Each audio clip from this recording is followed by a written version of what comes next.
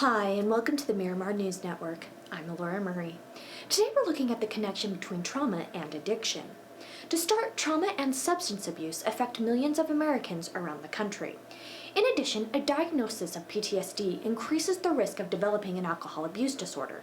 In fact, between 25 and 75% of people who survive violent trauma and/or abuse will develop alcohol abuse problems later in life. Moving on, people with substance abuse disorders have experienced more trauma than those without substance abuse disorders.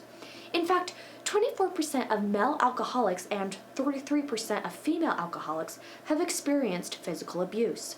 In addition, 12% of male alcoholics and 49% of female alcoholics have experienced sexual abuse. Moving on, trauma in adolescence is a strong predictor of substance abuse later in life. To add, more than 70% of adolescents receiving treatment for substance abuse have a previous history of trauma, and 59% of young people with PTSD develop substance abuse problems later in life. Not only is trauma a trigger for substance abuse is a trigger for trauma.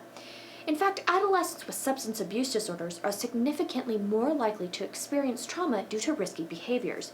Finally, in order to overcome both trauma and addiction, seek professional help from a drug rehab center that can provide dual diagnosis treatment.